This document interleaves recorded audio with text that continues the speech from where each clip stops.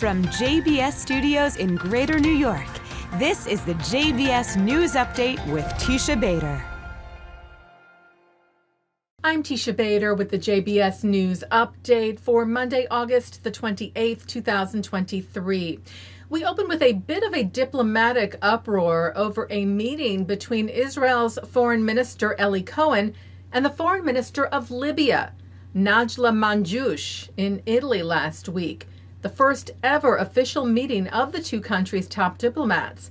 It seems the meeting had been kept under wraps but was apparently leaked.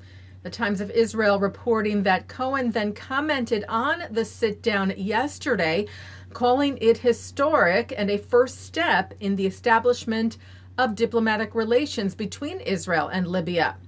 But the Libyan government quickly denied that any formal talks were planned, saying what happened in Rome was an unofficial and unprepared casual meeting, and stated its complete and absolute rejection of normalization, it said, with the Zionist entity.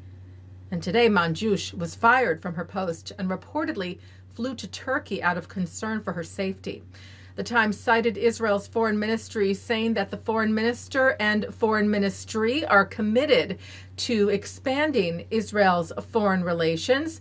The leak about the meeting with Libya's foreign minister did not come from the foreign ministry or the foreign minister's office. Jewish leaders and activists joined the historic March on Washington's 60th anniversary this weekend in our nation's capital, commemorating and continuing the fight for civil rights led by Reverend Dr. Martin Luther King Jr. on August the 28th of 1963. The Commemorative March was organized by the National Action Network and the Drum Major Institute. Rabbis who addressed the event included Tree of Life Rabbi Jeffrey Myers and Sinai Temple's Rabbi David Wolpe, and Rabbi Heather Miller, founder of the Multitudes, an organization that supports Jews of color, as well as Jewish organization leaders like Jonathan Greenblatt, CEO of the Anti-Defamation League, who co-chaired the event. Greenblatt, in his speech, noted ADL leaders stood with Dr. King at the original march, saying it is our responsibility and honor to join his family and continue the fight for his dream. We know that hate still exists, and the work of fighting hate together continues. Israel's ambassador to the U.S., Michael Herzog, tweeted it was inspiring to see thousands of Americans gather today in D.C. to mark the 60th anniversary of the historic March on Washington. The march and MLK's monumental I Have a Dream speech were pivotal, he said, in promoting civil rights for all. The partnership between the African American and Jewish communities during the civil rights movement is a shining example of unity in the quest for a more just world, free of prejudice, hate, and discrimination. The Israel Antiquities Authority announced the discovery of a massive continuous section of Jerusalem's ancient aqueduct. The IAA tweeted the longest section of the upper aqueduct to Jerusalem was revealed in archaeological excavations at Givat Hamatos, a neighborhood in Jerusalem.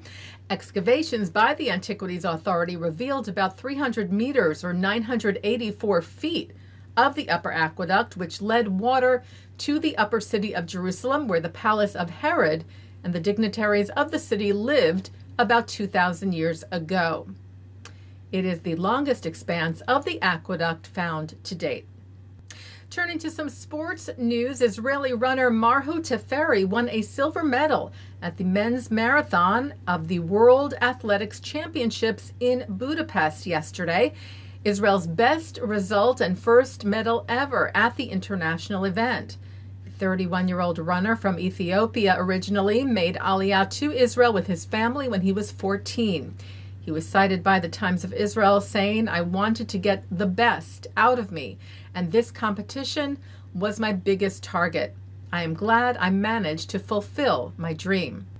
Kenyan-born Israeli Lona Chemtai Salpeter finished fourth in the women's marathon at the championships on Saturday.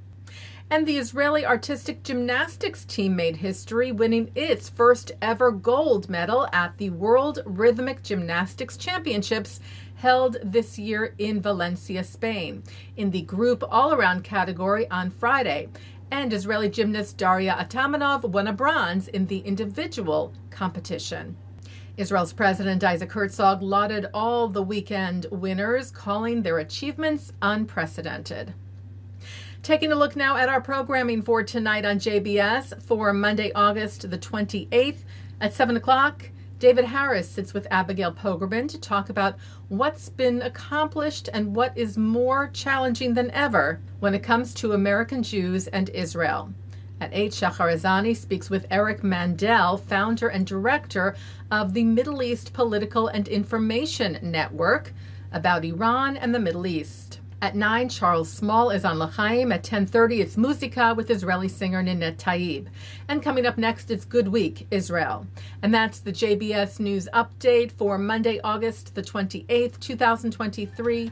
I'm Teisha Bader. Stay healthy, stay well.